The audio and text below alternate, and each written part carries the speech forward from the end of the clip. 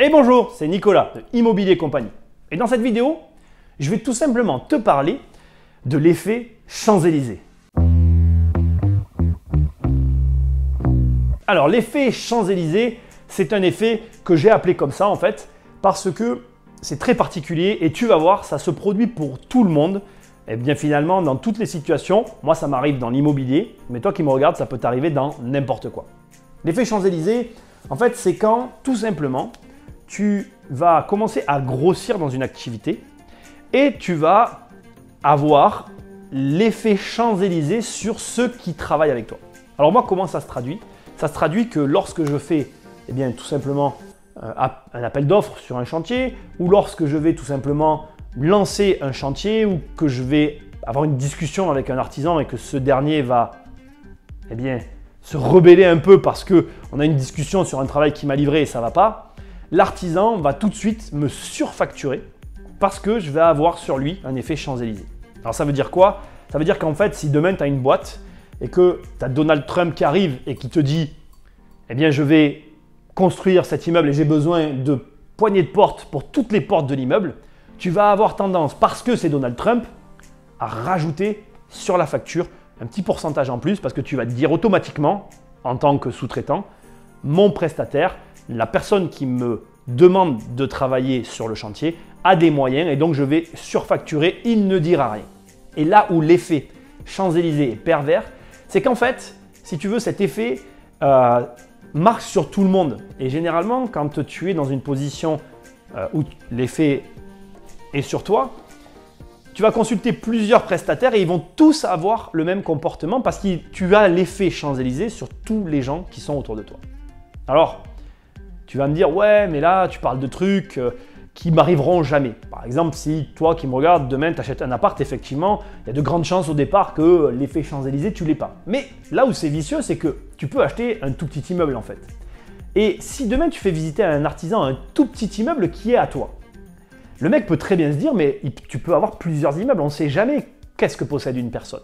Conclusion, le gars peut se dire, attends, le mec il a un immeuble, s'il en a d'autres, je peux y aller. Et là, tu te rends compte finalement que l'effet Champs-Élysées peut arriver à tout le monde, dans toutes les circonstances, dès l'instant que tu es face à une personne qui laisse vaquer son imagination sur ce que tu peux lui montrer. Alors, de manière pratico-pratique, comment tu peux lutter contre l'effet Champs-Élysées? Parce que, effectivement, là, je te parle d'un truc, tu te dis, tu n'en as jamais entendu parler, ça t'est peut-être jamais arrivé. Au final, bon, ça te paraît vague cette histoire, mais comment savoir, comment lutter concrètement contre l'effet Champs-Élysées? Alors, le premier et le seul finalement vrai conseil que je vais te donner, c'est de changer de région en fait. Moi par exemple, si j'ai un effet Champs-Élysées sur certains de mes artisans, c'est parce que dans une même région, je peux les amener sur 2-3 bâtiments qui sont à moi parce qu'en même temps, je vais avoir 2-3 réparations et d'une manière totalement, je ne sais pas comment dire, mais même si je voulais le cacher, on voit que je suis propriétaire du bâtiment parce que quand je vais ouvrir la porte, je vais regarder tout de suite les communs, voir si c'est propre, s'il n'y a pas un problème, et s'il y a quelque chose, je vais avoir des comportements qu'une personne avisée, donc un artisan qui a l'habitude de voir des chantiers, va tout de suite détecter, il va se dire il est propriétaire de l'immeuble. Et donc du coup, effet Champs-Élysées. Alors comment faire pour casser cet effet? Faire venir des gens hors de ta région. Tu fais venir des gens qui ne sont pas de la région, tu les amènes sur un bâtiment et tu changes. Ça demande beaucoup plus de mise en œuvre, de travail au quotidien. Ça va t'obliger de prendre une personne, de l'amener à un endroit, de prendre une autre personne, de l'amener à un autre endroit. C'est de la manutention. Ce n'est pas le bon terme, mais tu vois ce que je veux dire.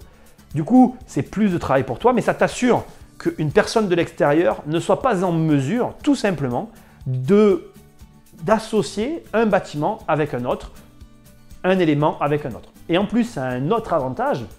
Ça te permet de voir avec les artisans avec lesquels tu travailles s'ils sont toujours au prix. Les prestataires, ce que je suis en train de te dire, ça marche. Moi, quand je parle, j'ai tendance à transposer sur ma situation, mais ça marche avec tout et n'importe quoi en fait, cette histoire. L'effet Champs-Élysées, finalement, c'est un effet qui fonctionne avec tout type de structure, de société et qui a comme effet, comme je viens de te dire, dès l'instant que tu es gros, d'avoir une surfacturation du point de vue de ton prestataire. Donc voilà. Moi, j'appelle ça comme ça. Je crois que ça s'appelle réellement l'effet Élysée parce que à l'Élysée, la vraie histoire, c'est que en fait, à l'Élysée, un jour, ils se sont rendus compte du prix qu'ils payaient les papiers WC à un de leurs prestataires. Et ça coûtait, je ne sais plus combien, c'était un truc de fou.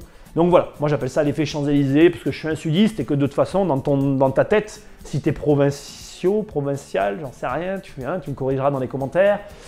Les Champs-Élysées, c'est un peu l'avenue la plus chère du monde et donc tu te dis, bon voilà, demain tu arrives avec une boîte, tu tends ta carte et tu as une adresse sur les champs, effet Champs-Élysées assuré. Donc voilà, écoute, rappelle-toi ce que je t'ai dit. Le meilleur conseil que je puisse te donner, c'est tu vas prendre tes prestataires extérieurs, tu les amènes chez toi et en faisant ça, tu te garantis un avis extérieur sur quelque chose qu'ils ne peuvent pas mettre en corrélation avec d'autres éléments et du coup, un peu en les mettant en autarcie comme ça, tu es sûr d'avoir de vrais prix.